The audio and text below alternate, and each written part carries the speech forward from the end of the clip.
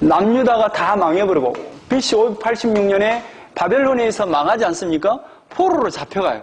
그래서 이제 기록한 책이 이제 열왕기 상하예요. 사무엘 상하예요.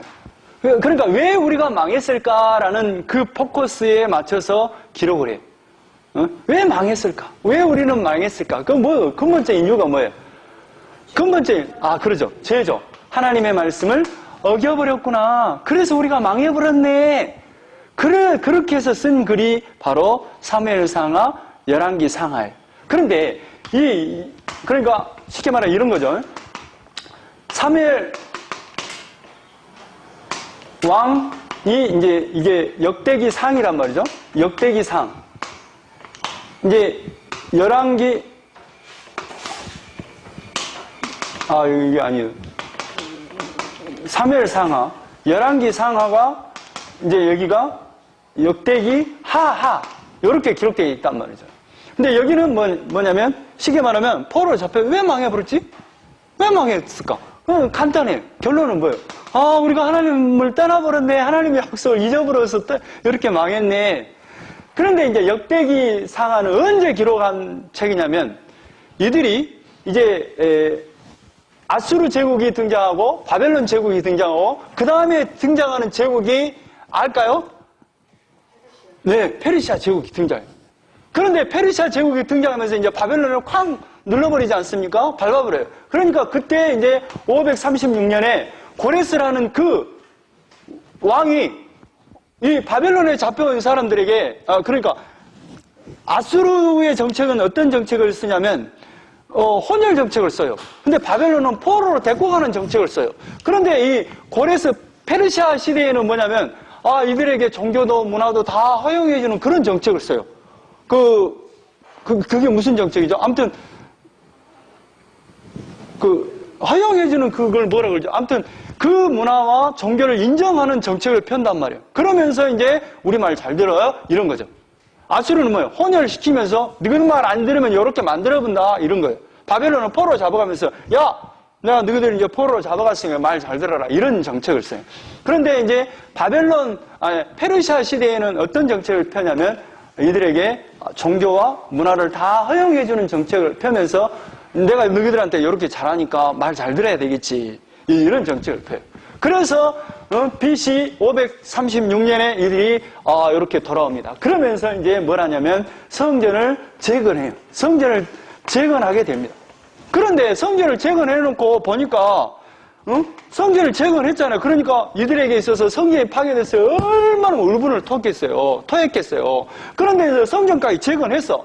그러니까 이제 이 마음이 뭐냐면 이제 솔로몬과 다윗과 솔로몬의 시대가 올 것이다라고 기대를 했는데 전혀 기대에 미치지 않고 아직도 여전히 페르시아의 그 속국으로 있는 거야. 그러면서 깨닫는 게 뭐냐면 그들이 하나님이 우리를 선택하시고 우리에게 역사 가운데 우리를 하나님이 언약하시고 또 유월절 피로 애굽에서 이렇게 해방시킨 이유는 이거구나 이거 이 모든 역사가 구속의 역사구나 이걸 깨닫기 시작한 거예요. 그래서 쓴 글이 뭐냐면 이 역대 상하예요.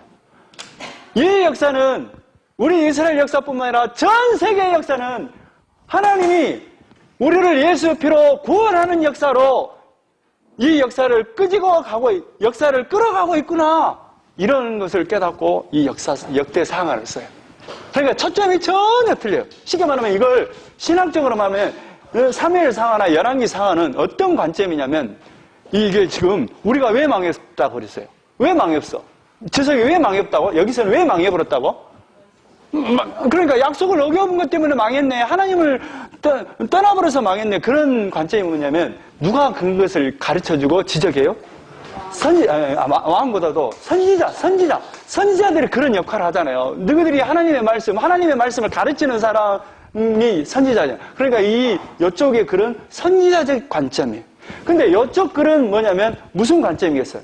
구속사적인 관점이에요. 그러니까 이걸 똑같은 말로 말하면 구속 그러면 한자로 이렇게 써요. 구속. 이게 조개표자죠? 조개표자는 매매할 매자를 써요. 그러니까 구원하다 이 말이에요. 그러니까 조개로 값을 치르고 우리를 값을 치러줬다라는 개념. 구속.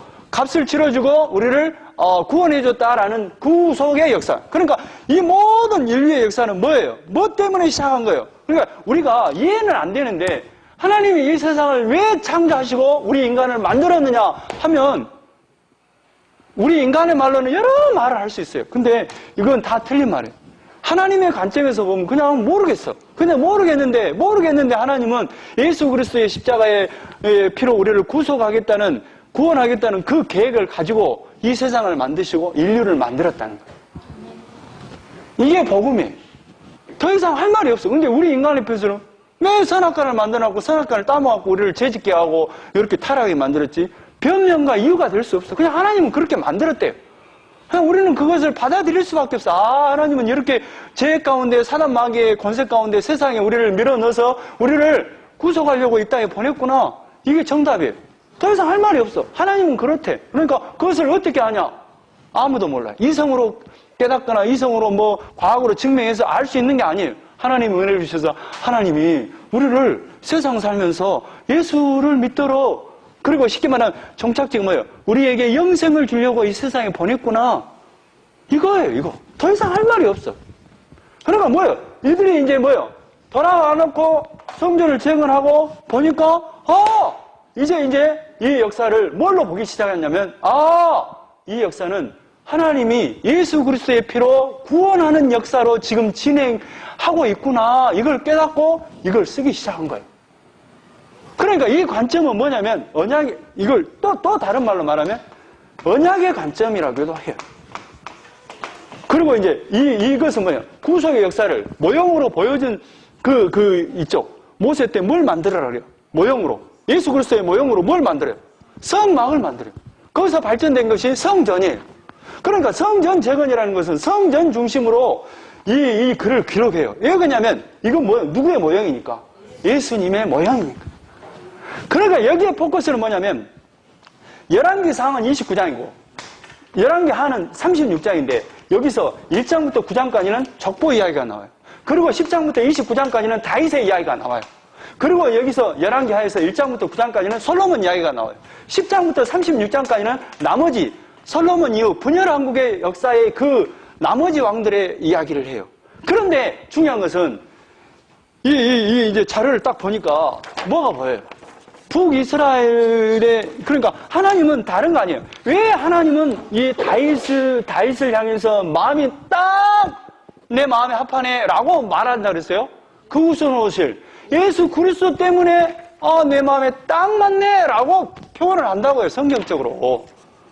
아니 다윗이 무슨 선하고 뭐 통치를 잘하고 백성들에게 잘하고 그래서 선한 왕이 아니고 이런 관점이에요. 그러니까 딱 한눈에 딱 보면 뭐가 보여요?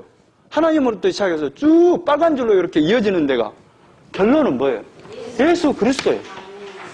그래서 여자의 우선으로 오신다고 그랬잖아요. 여자의 우선. 그럼 여자의 우선을 어떻게 오냐 이 말이에요. 이렇게 하나님으로부터 쭉 이렇게 빨간 줄만 봐보세요. 이렇게 쭉 가갖고 이제 이렇게 가갖고 끝에 가보니까 요셉이 나오죠. 예수 그리스도 옆에 이렇게 옆에 초록색 옆에 요셉 두 사람이 나오죠. 근데 이 요셉 앞에를 봐보세요. 요셉의 족보로 써진 그 앞에 누구라고 써졌어요? 요셉. 그 위에 빨간 줄 야곱이죠. 그 위에 누구라고 써졌어요? 요셉의 아버지죠. 그 밑에를 내려와 보세요. 요셉, 마리아의 족보죠. 요셉이죠. 근데 그 위에가 누구라고 써졌어요? 헬리죠. 헬리인데 누구의 아버지예요? 마리아의 아버지예요. 그러니까 요셉의 씨를 받았어요? 안 받았어요? 살상 마리아가 안 받았죠. 그래서 그러니까 여기다가 요셉이라고 썼지만 마리아의 남편이에요. 그럼 왜 요셉을 썼냐 하면 마리아가 지금 요셉과 정혼을 했기 때문에 여자 이름을 쓸 수 없어서 남자 이름을 썼지만 여기는 사실상 마리아가 들어가야 되는 거예요. 사실상. 그러니까 여자의 후손으로 왔죠. 하나님의 말씀대로.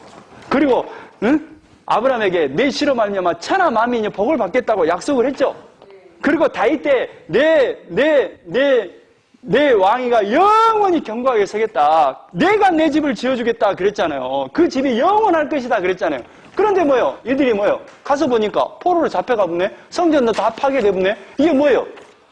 그러면서 너무너무 답답했어요. 그러면서 쓴 글이 사무엘 상하, 열왕기 상하예요. 그래서 뭐예요? 결론은 뭐예요? 결론은 우리가 하나님을 떠나버려서 이렇게 망했네. 하나님의 약속을 어겨서 망했네. 그 말은 뭔 말이에요? 선지자적인 관점으로 보면 하나님 외에는 구원이 없구나. 이거예요. 약속을 떠나버린 것 때문에 우리가 망했네. 그 말은 약속을 믿어야 우리가 구원받네. 그 약속, 예수 그리스도를 믿어야 구원받네. 또 다른 말로 하나님으로부터만 구원이 있네요. 이 말이에요. 그러면 이쪽으로 와서 이제 그래도 정리가 되어서 포로로 이제 페르시아 제국이 이제 고레스 칙령에서 다시 이렇게 성전을 짓게끔 허용을 했단 말이에요. 성전을 짓고 보니까 아무것도 없어. 아무것도 없어. 그러고 솔로몬과 다윗의 그 영광이 올 줄 알았는데 아무것도 안 생겨. 그러면서 하나님이 이제 깨닫게 합니다. 이 역사는 구속의 역사구나 하면서 이들에게 사무엘 상하, 열왕기 상하를 지금 설교식으로 복음을 전하는 그 책이 뭐냐면 열왕기 상하예요. 그러니까 이 복음을 들은 그 백성들이 어떻겠어요? 뭘 듣겠어요? 예수 그리스도의 복음을 듣겠죠. 구약의 버전으로 뭘로 듣겠어요? 다윗에게 그 약속한 그것이 바로 예수 그리스도가 온다는 그것이다. 그걸 가르쳐줘요. 가르쳐줄 거 아니에요. 응? 그러니까 이제 여기서 북쪽에 나와 있는 그러니까 이렇게 쭉 보면 이렇게 빨간 줄로 이렇게 보면 마태복음 족보가 나오죠. 그리고 나서 솔로몬 이후에 누가 등장해요? 남유다인 로보암이죠. 근데 옆에 북이스라엘 있죠. 여로보암의 족보를 보세요. 그런데 그 족보에는 뭐가 와요? 안 와요? 안 와요. 그러니까 이 역대 상하에 기록될 때 열왕기 상하에는 여기 이제 역대기 상에는 다윗의 이야기를 하고 있고 역대 하는 이제 그 솔로몬과 그 남유다의 왕들을 기록하고 있거든요. 근데 여기는 이쪽에 북이스라엘 왕이 기록돼야 되잖아요. 근데 여기는 북이스라엘 왕이 기록되지 않아요. 왜? 뭘 강조하려고? 뭘 강조하려고? 그러죠. 그 다윗의 후손으로 오실 예수 그리스도 이걸 설명하려고 구속의 역사를 설명하려고 이걸 쓴다니까요. 그러니까 딱 첫 단어가 뭘로 시작하냐가 너무너무 중요해. 뭘로 시작하고 있어요? 그러니까 아니 보세요. 아니 다윗에게 내 마음에 딱 맞네? 내 마음에 쏙 드네? 라고 했을 때 뭐라 그래요? 사도행전에서 그 후손으로 오실 예수님 때문에 내 마음에 합한 자라고 그러잖아요. 다른 것을 이야기하잖아요. 그러니까 그러잖아요. 행위를 가지고 말하지 않고 그 후손으로 오실 그 예수님 때문에 다윗이 마음에 딱 맞다라고 그러잖아요. 응? 그러면 누구부터 지금 누구를 가리키고 있어요? 뭘 이야기하고 싶어요? 시를 말하고 싶겠어요. 시. 다른 거 없어요. 이 예수님을 이야기하고 싶어. 그럼 누구를 딱 잡아야 돼? 첫 조상. 누구? 아담. 그거부터 시작한단 말이에요. 그거부터 하나님은 이미 창세전에 이걸 준비하고 있었다. 이걸 이야기하고 싶어요. 그래서 첫 단어가 딱 뭐예요? 아담이에요. 아무 말 없어. 아담, 셋, 에노스, 게난, 마할랄레, 아렛, 에노, 무드셀라, 라멕, 노아, 셈, 함, 야벳은 조상들이라. 이렇게 나오죠?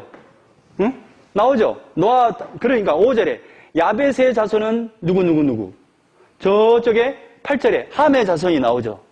함의 자손은 구스, 미스라임, 붓, 가나안이요. 저 17절에 셈의 자손이 쭉쭉쭉쭉 나오죠. 그러면서 24절에 셈, 아르박삭, 셀라. 여기서 이제 셈, 아르박삭. 여기 이제 딱 정리를 하는 거예요. 이렇게 되는데, 항상 그 성경을 기록할 때 구조는 뭐냐면, 이렇게 만약에 자손이 있잖아요. 셈, 함, 야벳이 있잖아요. 그러면 누구 먼저 기록을 하냐면, 이렇게 쉽게 말하면, 마음 편하게 마음껏 이야기하고 싶은 사람을 제일 뒤로 빼요. 그래서 이제 좀 그 설명을 좀 적게 해도 되는 사람들은 먼저 딱 설명을 하고 그 다음에 마음껏 하고 싶은 사람을 제일 나중에 빼서 마음껏 해버려요. 이 성경의 구조가. 그러니까 여기서 4절에 보면 노아, 응? 노아의 후손, 셈, 함, 야벳이죠. 그러면 여기서 셈의 후손으로 이제 예수님이 오시는데 셈을 먼저 써야 될 거 아니에요. 그런데 그러지 않아. 야벳을 먼저 써요. 그러고 나서 18절에 함의 자손을 써요. 그리고 이제 여기서 이름이 틀릴 수가 있어요. 그런데 이것을 제가 이거 만들 때 근거는 어디서부터 했냐면 이렇게 이제 역대상으로 이렇게 넘겨가면서 했는데 더 이렇게 먼저 나온 그 이름이 있을 거 아니에요. 그 사람들을 이렇게 집어넣고 이렇게 생략하면서 이렇게 기록했다는 것을 이해하십시오. 그러니까 약간 틀릴 수 있어요. 응? 그러니까 왜 틀릴 수 있을까요? 지금 포로 지금 이게 지금 포로 536년이잖아요. 출애굽을 할 때 그 1446년이잖아요. 그런 차이가 있는 거예요. 그러니까 한 1000년의 차이가 있는 거예요. 그러니까 달라지겠죠. 그렇게. 응? 자, 그러면서 이제 24절에 셈, 아르박삭, 셀라. 셈, 아르박삭, 셀라 나오죠? 응? 25절에 에벨, 벨렉, 루 나오죠? 응? 여러분 그 나눠준 거하고 한번 비교해 가면서 보세요. 26절에 스룩, 나올, 데라. 그러면서 이제 27절에 아브람, 곧 아브람은 조상들이요. 응. 아브람, 곧 아브람은 조상들이요. 이렇게 말해요. 그리고 나서 이제 아브람의 후손들이 나오겠죠. 응? 아브람의 자손은 이삭과 이스마엘이에요. 근데 누구를 먼저 기록하고 누가 중요한 인물이에요? 이스마엘하고 이삭하고. 이삭이 중요하니까 이스마엘을 먼저 이야기할 거 아니에요. 그러면서 이제 29절에 이스마엘의 족보는 이란이 그 맏아들은 느바이엇이요. 이렇게 쭉 나와요. 느바이엇 나오죠? 옆에 제가 이렇게 한 거. 그러니까 쭉쭉 나온다 이 말이에요. 그리고 나서 32절에 아브라함의 소실 그두라의 후손이 나오겠죠. 그두라의 후손. 응? 보여요? 여기 제가 써준 데서 그두라의 후손이 나올까요? 그두라 써줬어요? 그두라 보여요? 안 보여요? 안 보여죠? 그두라, 여기, 이렇게, 그두라, 그러니까, 이렇게 올라가면 안 되고, 봐보세요. 지금, 이삭에서 넘어갔잖아요. 근데 이스마엘을 이야기하고 싶어. 먼저 이야기를 딱 정리하고, 이제 아브람 이야기를 하고 싶어. 이삭 이야기를 하고 싶어요. 그러니까 이스마엘 이야기를 여기부터 한단 말이에요. 그런데 이제 아브람의 후처니까, 이 사람들의 삼촌격이 되니까 여기를 먼저 기록하겠죠. 구두라 여기 써졌죠. 아브람 옆에 아브람 이렇게 아브람 밑에 우측으로 봐보세요. 그 사라에게서 이삭이 낳고 그 사라 밑에 뭐라고 써졌어요? 구두라 후처에게서 이렇게 13명의 아들이 쭉 등장한단 말이에요. 응? 구두라 아니 13명? 13명이에요? 6명? 여기는 13명 아닌가? 시무란, 욕산, 무단, 미디안, 이스박, 수아. 이렇게 쭉 해서 이제 13명이 등장합니다. 그 후손까지 13명이 딱 등장해요. 그리고 이제 34절에, 자, 아브라함이 이삭을 낳았죠. 이삭을 낳아요. 이렇게. 쭉 나오죠. 이렇게. 이삭의 아들은 에서와 이스라엘이더라. 그러니까 이렇게 이제 아브라함이 이삭을 낳았죠. 그리고 이삭의 아들이 누구예요? 에서와 이스라엘이죠. 이스라엘은 야곱을 또 다른 이름으로 이스라엘이라고 한단 말이에요. 그러면 누구부터 이제 기록을 하고 중요한 인물을 이제 뒤에 빼놓고 차분히 기록하겠어요? 에서. 그러니까 이제 35절부터 54절까지 에서 이야기를 쭉 해요. 그래서 쭉쭉쭉쭉 이야기를 해요. 그래서 이렇게 됐다. 그리고 나서 이제 2장 1절에 이스라엘의 아들, 야곱의 아들은 이러하니 여기서 이제 12아들이 등장합니다. 르벤, 시몬, 레이, 유다, 이사갈, 스불론, 단, 요셉, 베냐민, 납달리와 갓, 아셀이더라. 그래서 아니 이렇게 막 이야기를 하면서 어디로 막 초점을 맞춰갈 것 같아요. 어디로? 예수님. 그러니까 뭔 이야기를 하고 싶어요. 그러니까 여러분은 히브리 사고가 아니기 때문에 모르겠지만 이들은 히브리적인 사고를 갖고 있기 때문에 그들에게 있어서 막 이렇게 끌어가는 모습을 보면서 지금 뭘 보기를 뭘 알아들을까요? 메시아. 우리를 구원할 메시아. 이걸 지금 이야기하고 있구나. 응? 그러겠죠. 역대 상하에서. 그래서 이제 2장 3절에 유다의 아들 등장하죠? 유다의 아들. 그런데 12아들 중에서 누구부터 등장을 해요? 자, 좀 복잡해도 이걸 봐야 돼요. 자, 12아들 중에서 이제 순서가 이제 딱 정해집니다. 이제 봅니다. 유다부터 등장하죠? 근데 유다를 딱 넘겨보세요. 이렇게 넘기면 몇 장까지 이렇게 되어 있는가 한번 봐보세요. 저쪽, 4장 24절 시몬 되기 전까지 나와요. 이게 9장까지 이렇게 족보가 등장하거든요. 근데 지금 몇 장을 허비를 하면서 유다 족보를 이야기를 해요? 이게, 2장부터 해갖고 한 2장에 걸쳐서 이렇게 해요. 그러니까 이 유다는 굉장히 중요하다는 말이에요? 안 중요하다는 말이에요? 중요하다는 말이에요. 그러니까 이렇게 이제 또 봐보세요. 이렇게 봐보고, 그러면, 자, 본짐에 4장 24절에 지금 누구 지파 이야기가 나옵니까? 유다 다음에 시몬 지파가 나오죠. 자, 보세요. 잘 보세요. 시몬 지파. 자, 그리고 나서 5장 1절에는 어디 지파가 나와요? 르벤. 11절에는 뭔 지파가 나와요? 갓 지파. 자, 18절에는 므낫세 반 지파가 나오죠. 그러니까 이 구절을 어떻게 썼냐면 보세요. 지금 남쪽과 북쪽으로 나눠 있죠. 그러니까 여호수아 때 땅을 정복하고 땅을 분배받을 때 지금 유다하고 시므온, 베냐민 이쪽이 지금 남쪽의 지파를 분배받았거든요. 그러니까 먼저 남쪽의 사람들을 먼저 기록을 해요. 그런데 먼저 누구를 먼저 기록해요? 유다 지파를 먼저 기록해요. 그리고 유다와 시몬을 기록하고 그 다음에 이제 여기 므낫세, 갓, 르벤 지파를 동쪽 지파를 먼저 이야기를 하고 넘어가요. 네? 자, 그러면서 6장에는 누구 이야기가 나옵니까? 레이는 12지파에 안 들어갑니다. 안 들어가는데 레이에 대한 이야기를 쭉 6장에 대해서 어마어마하게 6장 전체. 근데 6장이 한 장으로 기록되어 있는데 몇 절까지 있어요? 81절까지 레이 지파에 대해서 기록을 해요. 근데 레이 지파는 뭐가 중요해요? 자, 레이 지파에 대한 정의를 해봅시다. 하나님은 출애굽기에 뭐라고 하냐면 너희들 6월절 은양피로 애굽에서 출애굽을 됐잖아요. 그러면서 하나님은 너희들은 내 것이다 하면서 첫째 너희들의 첫 아들은 내 것이다. 그리고 첫 새끼도 내 것이다 라고 그래요. 그런데 이제 성막을 중심으로 해서 레이 지파에게 이제 그 12지파의 대표로 해서 하나님 앞에 그 하나님의 거룩한 일을 할 수 있도록 맡기지 않습니까? 그래서 이 첫 새끼와 이 장자들을 누구를 대신해서 이제 하나님께 드려야 되냐면 레이 지파를 대신해서 이제 하나님께 드린 걸로 돼요. 그래서 이들에게 있어서 레이 지파 1개월 된 이 레이 지파와 여기에서 이제 첫 새끼 아니라 첫 아들의 숫자가 있을 거 아니에요. 그런데 민수기 3장에 보면 그러니까 이제 성전세를 이들에게 첫 장자와 이렇게 성전세를 드린단 말이에요. 하나님 앞에 드려야 되는 거예요. 그런데 이 레이 지파가 대신하기 때문에 레이 지파와 숫자가 딱 맞으면 좋은데 약간 달라요. 그래서 여기가 레이 지파가 더 많아요. 1개월 된 남자아이가. 그러면 이걸 누가 해주냐면 여기서 해주는 거예요. 12지파가 그 나머지를 하나님 앞에 드리는 걸로 하는 거예요. 다시 설명했어요. 원래 법으로는 하나님이 너희들의 장자와 너희들의 첫 새끼는 하나님의 것이라고 했잖아요. 그러면서 뭐예요? 너희들은 다 내 것이라 이 말이에요. 내 거룩한 백성이 내가 너희들을 구원하겠다는 개념이에요. 그런데 이제 레이 지파를 하나님이 구별해서 세움으로써 이 레이 지파가 이제 대신한단 말이에요. 첫 새끼와 첫 장자, 장자와 첫 새끼를 대신하게 해요. 그런데 이 계수하는 방법이 뭐냐면 여기는 레이 지파는 1개월 이상 된 남자를 계수를 해요. 그러면 이들하고 이들 숫자가 장자들과 숫자가 딱 맞아버리면 쌤쌤이 되잖아요. 그런데 민수기는 373명인가? 더 많아요.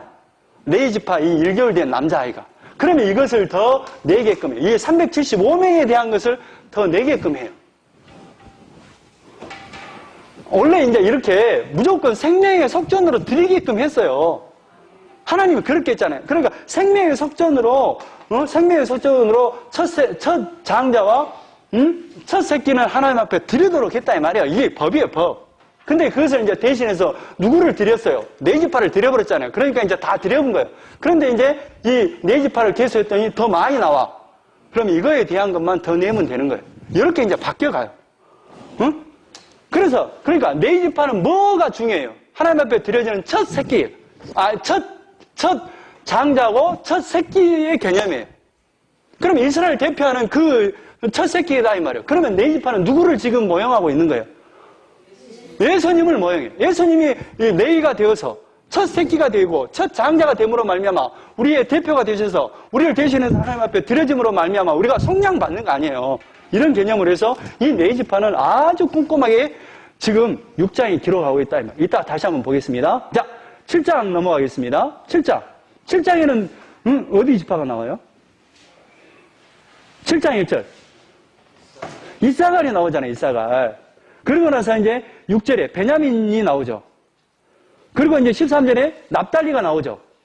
그냥 보지 말고 그 소 제목을 보세요. 자, 14절에 므낫세 반지파가 등장하죠. 20절에 에브라임 자손이 나오죠. 30절에 아셀 자손이 나오죠. 그러면서 이제 8장에 누가 나와요? 다시 베냐민이 나와요. 그런데 이제 9장에는 뭐가 나와 있냐면 포로에서 돌아온 사람들이 있을 거 아니에요. 이거는 이거고, 이제 8장까지는 12지파를 이렇게 기록했고, 4지파가 12지파를 기록했고, 9장에는 이제 포로를 돌아온 사람들을 이렇게 조사해봤더니, 이런 사람들이 와있네? 하면서 이제 이렇게 기록한 내용이 9장이에요. 그러면 어떻게 보면, 8장까지가, 이제 아담 이후에 지금 12지파를 이렇게 기록한 것은 8장까지예요. 그런데 이 구절을 보니까, 유다부터 시작해갖고, 뭘로 딱 끝나요? 베냐민으로 끝나요. 유다에서 베냐민이라는 의미는 뭐냐면 지금 바벨론으로 포로로 잡혀갈 때 남유다에 속해 있는 그 지파들은 두 지파가 있는데 어디 지파예요? 유다와 베냐민. 그러니까 유다와 베냐민 지파 속에 이 12지파를 넣어 있어요. 하나님이 남겨놓은 그 하나님의 그 은혜. 그러니까 쉽게 말하면 남유다의 후손으로 오실 예수 그리스도 속에 지금 12지파를 딱 넣으면서 기록을 하고 있다 이 말이에요. 그러면서 이제 9장에 포로 생활에서 돌아온 백성들을 기록한 거예요. 다시 처음으로 돌아가겠습니다. 자 2장으로 돌아봐요. 1장은 이제 한번 살폈죠. 그러니까 이 역대기 상하의 이 저자는 어디에 지금 초점이 가 있어요? 예수 그리스도에 초점이 가 있다는 사실을 딱 중심에 두고 지금 어디에 많이 할애를 하겠어요? 다윗은 어디 지파죠? 유다 지파잖아요. 그러니까 지파로 보면 어디 지파로 와요? 지파로 보면 누구의 후손으로 와요? 12지파 중에 12의 아들 중에서 누구의 후손으로 와요? 유다의 후손을. 그러니까 유다를 많이 해요. 그리고 성전에서 가장 중요한 인물은 누구예요? 네지파 제사장 계열이잖아요. 그 계열을 아주 많이 기록을 해요. 그러니까 뭘 상징해요? 유다의 후손으로 오실 예수 그리스도. 또 성전에서 일하는 그 대표는 누구예요? 네지파 제사장. 그들을 막 설명을 한다 이 말이에요. 그러니까 뭘 강조해요? 너희들은 지금 이게 중요하다 이 말이에요. 유다가 중요하고 네이가 중요하다, 제사장이 중요하다, 성전이 중요하다 이 말을 막 해요. 그러니까 이 모든 역사는 예수 그리스도를 통해서 하나님의 창세전의 언약인 하나님의 그 언약으로 지금 역사는 끌어가고 있고 이 역사는 그 언약에 의해서 완성될 거라는 것을 보여준다 이 말이에요. 그런데 이 구절을 딱 보면 봐보세요. 한눈으로 제가 봐도 이건 잘 만들었네요. 근데 이게 간단한 것 같죠? 이게 왜 안 간단하냐면 이거 역대기에 나와 있는 8장까지를 가지고 막 해보면 되잖아요. 근데 이게 이제 민수기로 가고 어디로 가고 사무엘 상하로 가고 인물이 틀려져 버려요. 그럼 어디를 취할 것인가 이제 하면서 이제 헷갈려. 저도 헷갈려. 어떤 사람을 넣지 여기 있다. 이게 이제 복잡해져요. 그러니까 하나로 갖고 딱 해버리면 간단하잖아요. 뽑아보면 된 거. 없으면 빼불고. 근데 봐보세요. 그 숫자 중에서 중요한 숫자가 있다 그랬죠. 3이라는 숫자는 하나님을 상징합니다. 4라는 숫자는 동서남북이에요. 3이라는 숫자는 하나님이고 4라는 숫자는 동서남북이에요. 세상 전체를 상징해요.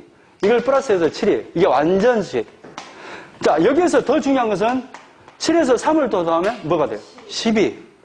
그러니까 10도 완전수고 7도 완전수인데 이 완전수의 개념은 뭐냐면 7이라는 것은 이렇게 완전수고 이 10이라는 개념은 뭐냐면 완전한 것이 완벽하게 풍성하게 넘쳐난다는 의미가 10이에요. 그러니까 이게 완전 수인데 이 완전히 충만하게 하나님의 구원의 역사가 이렇게 충만하게 임한다는 의미가 10이에요. 그러니까 이게 구조를 딱 따져놓고 보면 봐보세요. 하나님 빼고 아담부터 해갖고 노아까지가 몇 명인가 쉬어보세요. 몇 명이에요? 10명. 뭔 말이에요? 노아 때 노아 홍수로 인해서 8명이 살아남잖아요. 노아 때 약속을 하잖아요. 무지개 언약. 노아부터 아브람까지 몇 명인가 봐보세요. 응? 셈부터 쉬어보세요. 하나, 둘, 셋, 넷, 다섯, 여섯, 일곱, 여덟, 아홉. 몇 명? 10명이죠. 10명이죠. 아브라함에게 약속했죠. 내 씨로 말미암아 천하 만민이 복을 받게 해주겠어요. 그러고 나서 아브라함부터 가장 남유다 족보, 남유다 왕 중에서 이제 그래도 왕다운 왕까지가 어디 왕으로 봤어요? 네? 아니. 남유다 이렇게 여기 남유다 왕으로 해서 어디 왕이 그래도 이제 좀 쓸만한 왕으로 이렇게 됐어요. 어느 왕이 딱 죽으니까 완전히 이제 이 나라는 안 되겠구나. 아니죠. 요시아잖아요. 요시아 다음에 이제 여호아스, 여호야김 등장하면서 완전히 이 나라는 안 되겠구나 생각이 들었죠. 요시아까지가 몇 명이냐면 아브라함부터 해갖고 몇 개일 것 같아요. 지금 20개가 넘어갔죠. 맞아요. 우리 사모님 똑똑해요. 30명이에요. 30명. 왜 30명이죠? 10 더하기 30. 50은 뭐죠? 희년. 그런 구조로 또 써놨어요, 이게. 하나님이. 맞춰보면, 그러니까 너무 억측일 수 있는데, 또 이렇게 맞춰보니까 또 이렇게 되네요. 응? 이게 그냥 써진 게 아니다, 뭐. 그러니까 딱 1장에서도 딱 하나님이, 보세요. 1장 1절 봐보세요. 아담, 셋, 에노스. 이렇게 해서 3, 이렇게 써요. 응? 노아까지 해서 10명 딱 되잖아요. 그러고 나서 24절에 셋, 아브람. 10명이잖아요. 3. 아브람까지 10명. 이렇게 되는 거예요. 응? 자, 그러면서 이제 이렇게 그런다는 거. 그러니까 지금 현재 간단하게 이렇게 쓴 게 아니에요. 이 역대기 상하를 쓸 때, 족보를 쓸 때 그냥 맞추는 게 아니라 지금 하나님이 지금 이 유대 히브리의 사고에 맞춰서 그들에게 지금 숫자 하나, 그 개수 하나하나 족보를 이렇게 나열할 때의 그 형식을 따라서 이들에게 뭘 전하냐면 하나님이 온 세상 가운데 충만하게 우리를 중보자로 제사장 역할을 해서 온 세상 가운데 다윗의 후손으로 오실 예수님 때문에 온 세상에 구원받을 것을 지금 이런 형식을 띠고 보여주고 있다 이 말이에요. 그래서 50명으로 해서 대희년의 역사가 올 것이라는 것을 이렇게 족보 가운데서도 보여줘요. 어차피 족보를 한번 번지면 한번 봐볼까요? 자, 마태복음 족보를 한번 봅시다. 마태복음.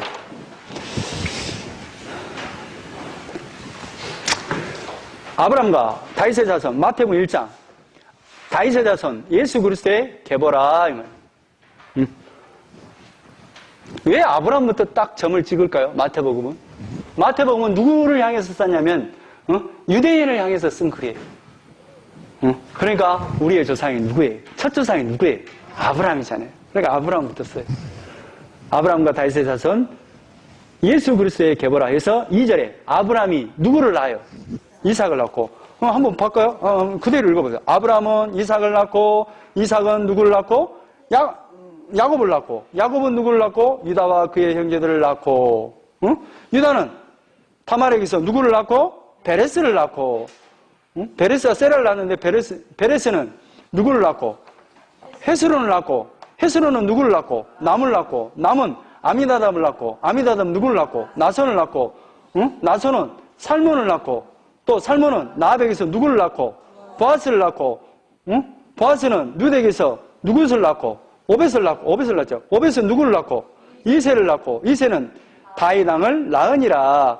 다윗은 우리아의 아내에게서 누구를 낳고? 솔로몬을 낳고, 솔로몬은 르호보암을 낳고, 르호보암은 누구를 낳고? 아비야를 낳고, 아비야, 이렇게 아비암로도 쓰고, 아비야도 쓰고, 아비야는 누구를 낳고? 아사를 낳고, 아사는 누구를 낳고? 여호사밧을 낳고, 여호사밧은 누구를 낳고? 요람을 낳고, 요람은 누구를 낳고? 우시야를 낳고, 우시야는 누구를 낳고? 자, 여기서 잘 봐야 됩니다. 우시야는 누구를 낳아요? 지금 우시야 모르겠죠? 어디가 써진지 몰라보겠죠? 왜 지금 여람 다음에 아샤, 아달랴, 요아스, 아마샤는 빠져붙다 그랬어요? 마태복음 족보에서 빠져붙다 그랬어요? 그러죠? 그러니까 지금 이게 지금 어디에 물들어본 사람들이에요? 아합과 사돈지간이 돼갖고 그 아들들이 다 바알에게 물들어본 사람들이에요. 그래서 이 3대를 빼본 거예요. 아샤, 요아스, 아마샤를. 마태복음 족보에서. 그러고 나서 누구로 넘어가요? 아샤란데 그 밑에 뭐라 써있어요? 이꼬라고. 우시아잖아요, 우시아. 그러니까 8절 요람은 누구를 낳아요? 그러니까 여기서 저 빨간 글씨로 돼가지고 여기 검정 테두리 된 것은 넘어가고 요람이 사실상 누구를 낳았어요, 원래? 아샤를 낳았잖아요. 근데 누구가 된 거예요? 우시아가 됐잖아, 우시아가. 이렇게 된 거예요. 거기서 족보에서 빼버렸다, 이 말이에요. 그 다음에 이제, 우시아는 누구를 낳아요? 요담을 낳고, 요담은 누구를 낳았어요? 아하스를 낳고, 아하스는 누구를 낳아요? 히스기야를 낳고, 히스기야는 므낫세를 낳고, 므낫세는 누구를 낳고, 아문을 낳고, 아문은 누구를 낳고, 요시아를 낳고. 자, 여기서 잘 보세요. 여기서 이제 요시아 때 바벨론으로 포로로 잡혀가잖아요. 바벨론으로 잡혀갈 때 요시아는, 자, 누구와 그 형제들을 낳으니라? 여고냐와 그 형제들 낳으니라. 이제 여고냐는 또 다른 이름이에요. 자, 우측에 봐보세요. 여호아스의 또 다른 이름이 뭐예요? 아니. 요시아 다음에 여호아스가 이렇게 여호아스의 또 다른 이름이 뭐예요? 살룸. 여호야김의 또 다른 이름은 뭐예요? 엘리야김. 자, 여호야긴의 또 다른 이름은 뭐예요? 그 옆에 고니야? 여고냐죠. 그러니까 이제 여호아스하고 여호야김은 또 여기서 마태복음 족보에서 빼버려요. 왜 빼버렸을까요? 사실상 이들에게 있어서 사실상 이제 그럼 맞아요. 아수리에 의해서 다 물들어 버렸고 포로로 잡혀가본 왕들이. 그래서 이제 여호야긴은 이제 바벨론으로 포로로 잡혀가잖아요. 그래서 이제 거기서 이제 하나님께서 바벨론 왕을 통해서 37년 만에 머리를 들게 하고 왕과 식사를 하게 하고 왕과 대우를 받을 수 있도록 하시잖아요. 그래서 그 여호야긴의 또 다른 이름이 여고냐를 낳은 거예요. 그래서 근데 사실상 요시아가 낳은 건 아니잖아요. 아니죠? 낳았죠, 낳았죠, 거기서 낳은 게 아니고 여기서 나가지고 그렇게 간 거죠. 제가 말을 잘못했어요. 자, 그렇게 해서 바벨론을 잡혀간 후에 여고냐는 누구를 낳아요? 이제 시드기야를 넘어가서 시드기야도 마태복음 족보에서 빼버립니다. 자, 스알데를 낳았죠. 스알데는 누구를 낳아요? 스룹바벨을 낳았죠. 근데 사실상 스룹바벨은 누구의 아들이냐면 봐보세요. 여호야긴에서 옆에 좌측에 봐보세요. 스알델, 말기람, 부다야 이렇게 그 아이들을 낳았죠. 그래서 이제 그 스알델이 이제 장자가 됐단 말이에요. 근데 그 스알델을 한번 봐보세요. 그 옆에 자식이 없어 죽음으로 수원법에 의해 부다야의 아들이 법적 후사가 된 것으로 해서 이제 수룹바벨. 그러니까 부다야의 아들인 수룹바벨 20위가 있는데 그 수룹바벨이 이렇게 이제 뒤를 잇는다 이 말이에요. 그래서 수룹바벨은 누구를 낳고? 아비우스를 낳고, 아비우스는 누구를 낳고? 엘리야김을 낳고, 엘리야김은 누구를 낳고? 아서를 낳고. 여기까지 왔어요. 아서는 누구를 낳고? 사독을 낳고, 사독은 아킴을 낳고, 아킴은 누구를 낳고? 엘리우스를 낳고, 엘리우스는 누구를 낳고? 엘리야사를 낳고, 엘리야사는 누구를 낳고? 마단을 낳고, 마단은 누구를 낳고? 야곱을 낳고. 봐보세요. 야곱은 마리아의 남편 요셉을 낳았으니 표현이 뭘로 되어 있는가 보세요. 이게 중요한 표현이에요. 자, 야곱은 마리아의 남편 요셉을 낳았죠. 그런데 예수님은 어떻게 왔는가 보세요. 마리아에게서 그리스도라 칭하는 예수가 나니라. 누구를 넣어버려요. 사실상 여기는 기록이 안 됐는데 적보에는 기록이 안 됐는데 누구에 의해서 예수님이 나요? 마리아에게서 나요. 그러니까 창세기 3장 15절에 여자의 후손이 내 머리를 쾅 밟아서 구원할 거라는 그 온시 복음이 성취된 사건 아니에요. 자, 누가복음 족보를 한번 봐요. 누가복음 3장. 누가복음 3장 23절. 이렇게 보니까 시간 잘 가고 좋습니다. 응? 여러분도 안 지루하죠? 하나도 안 지루하죠? 뭔가는 모르겠는데. 저는 할 내용이 많은데. 자, 23절. 누가복음 3장 23절. 예수께서 가르치심을 시작할 때, 잘 보세요. 이제 예수님이 딱 등장합니다. 예수께서 가르치심을 시작할 때 몇 세쯤 되시니라? 이제 예수님을 설명하는 거예요. 30세쯤 되니라. 사람들이 아는 대로, 사람들이 아는 대로 예수가 어떤 사람이냐, 그걸 설명하는 거예요. 아는 대로는 누구의 아들이에요? 요셉의 아들이에요. 그런데 아까쯤에 요셉은 누구의 아들이에요? 그러죠. 요셉의 아들이에요. 근데 요셉의 이는 누구예요? 헬리예요. 근데 이 요셉의 이가 헬리라는 말은 이 마리아의 아버지, 요셉의 장인이에요. 이게 쉽게 말하면 요셉의 아들이라는 그 말은 뭔 말이냐면 마리아의 아들이에요. 그런 표현이 돼요. 그런데 이제 족보에 마리아를 넣을 수 없기 때문에 요셉을 넣었어요. 응? 그 이는 누구예요? 그러니까 결국 그 표현 자체가 누구에서 온 것으로 표현이 됩니까? 마리아에게서 온 것을, 여자의 후손으로 왔다는 것을 표시해요. 자, 그 이는 누구예요? 마단. 그 이는 누구예요? 레이. 그 이는 멜기. 잘 보세요. 틀린가 보세요. 그 이는 얀나. 그 이는 요셉. 그 이는 마따디아. 그 이는 아모스. 그 이는 나옴. 그 이는 에슬리. 그 이는 낫게. 그 이는 맛. 그 이는 마따디아. 틀린 글자 보세요. 그 이는 서머인. 그 이는 누구예요? 요색. 그 이는 요다. 그 이는 요하난. 그 이는 네사요. 그 이는 수르바벨이요. 그 이는 스알델. 아까쯤에 스알델이 나왔죠? 저 어디쯤 간지 알죠? 그 옆에가 지금 좌측으로 보니까 누구 왕이 있어요? 납니다. 여호야긴 왕이 있습니다. 그 이는 네리요. 그 이는 멜기요. 그 이는 아띠요. 그 이는 고삼이요. 그 이는 엘마담이요. 그 이는 에르요. 자, 예수 밑에입니다. 그 이는 예수요. 그 이는 엘리에서요. 그 이는 요림이요. 그 이는 마따시요. 그 이는 네이요. 자, 시몬 밑에 왔어요. 그 이는 시몬이요. 그 이는 유다요. 그 이는 요셉이요. 그 이는 요남이요. 그 이는 엘리야김이요. 그 이는 멜레야요. 그 이는 맨나요. 그 이는 마따다요. 그 이는 나단이요. 아, 보세요. 마따다 이 애가 누구예요? 나단이죠. 그 나단, 그러니까 나단 밑에가 누가 써져 있어요? 솔로몬이죠. 솔로몬의 형제죠. 그럼 누구에게서 난 거예요? 다윗에게 낳았는데 그 부인의 이름이 누구예요? 밧세바예요. 그러니까 밧세바는 어떤 인물이에요? 우리아의 아내잖아요. 응? 우리아의 장수의 부인을 뺏어서 낳은 사람 아니에요. 거기서 난 아들에서 이렇게 후손으로 나단에서 이렇게 온 후손이다 이 말이에요. 그래서 이제 그 이론은 이제 쭉 이렇게 이어집니다. 자, 그 이는 이세요. 자, 어디로 이어져요? 나단에서 다윗으로 이어지죠. 다윗이죠. 그러니까 다윗의 아들이잖아. 나단도 똑같이. 그러니까 다윗의 이는 누구예요? 이세요. 그 이는 오벳이요. 그 이는 보아스요. 그 이는 살몬이요. 그 이는 나손이요. 자, 그 이는 아미나답이요. 그 이는 아니요. 아니는 또 다른 이름이 아람. 람이에요. 람. 아니요. 또 다른 이름이 람이에요. 람. 그 이는 헤스론이요.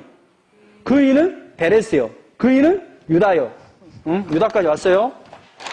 그 이는 야곱이요.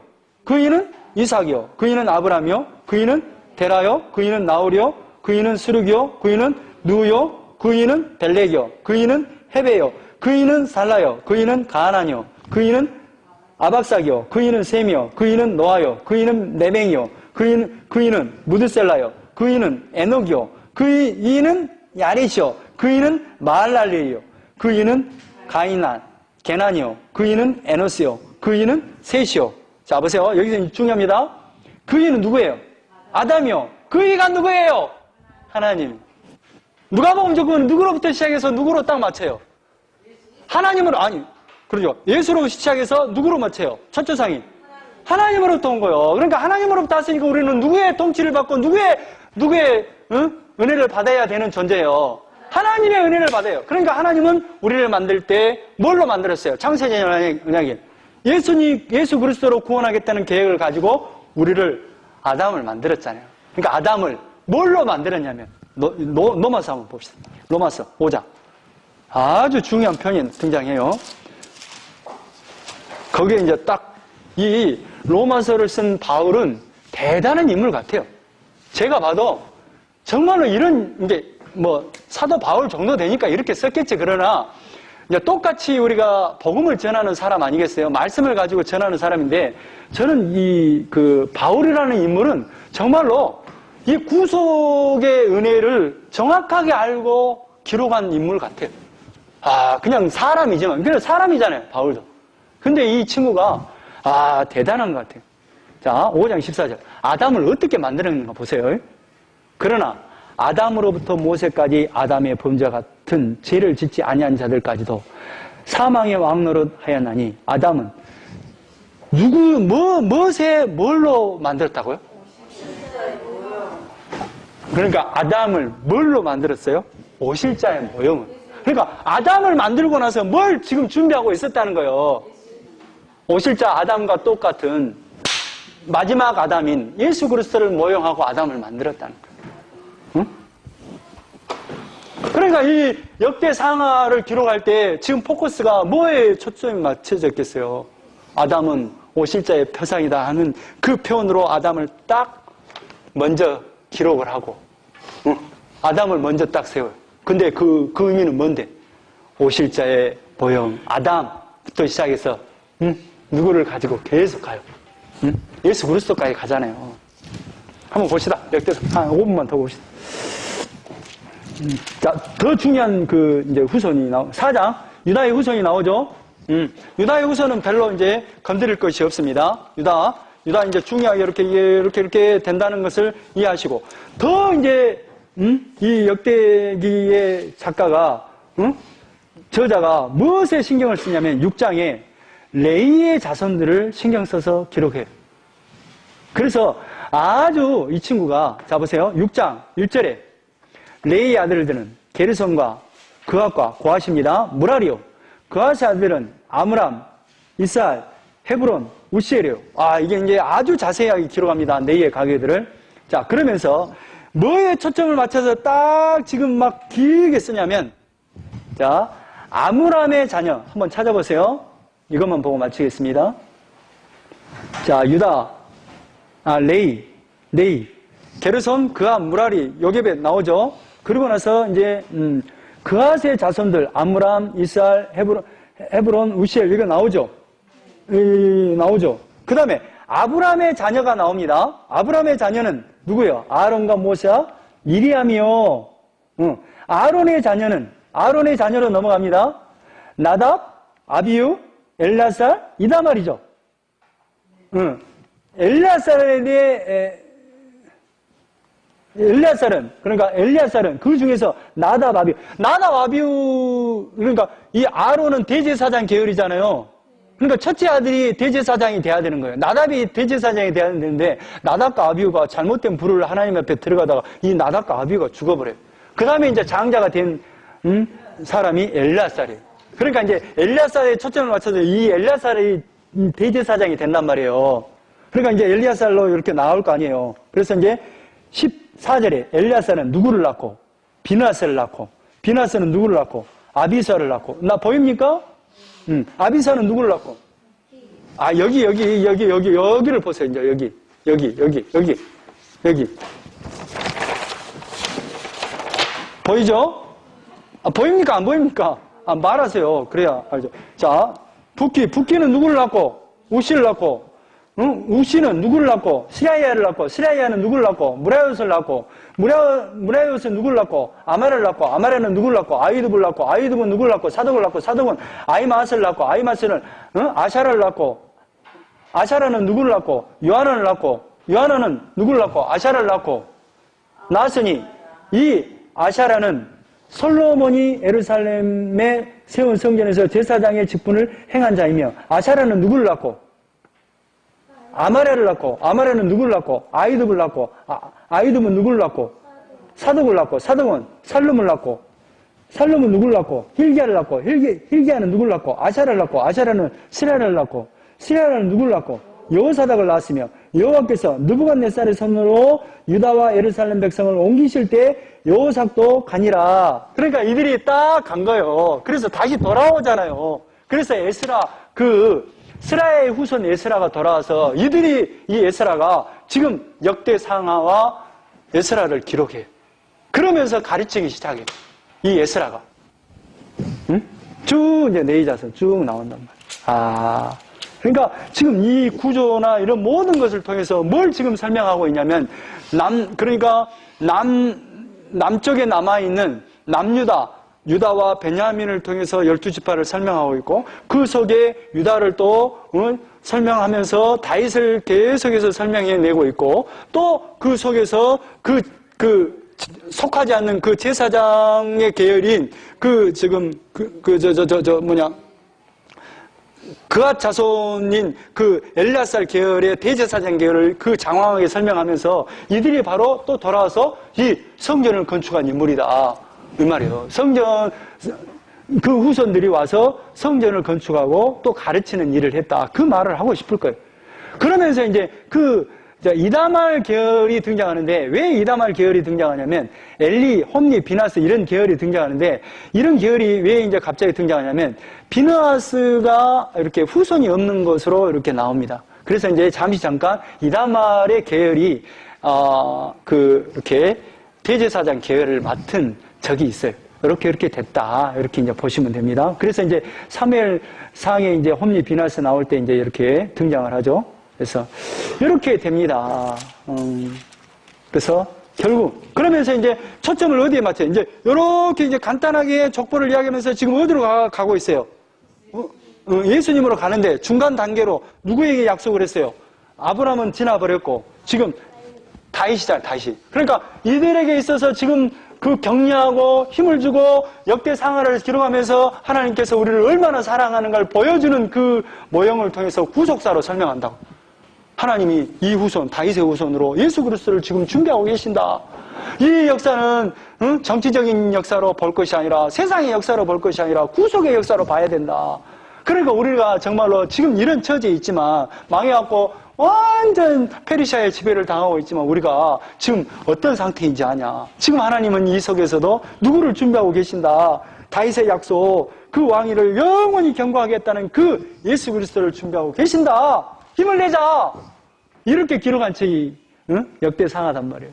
이게 지금 족보가 아무것도 아닌데 지금 하나님은 이렇게 지금 이 역대상하의 기자를 통해서 지금 말하고 있는 초점을 딱 향해서 가고 있잖아요.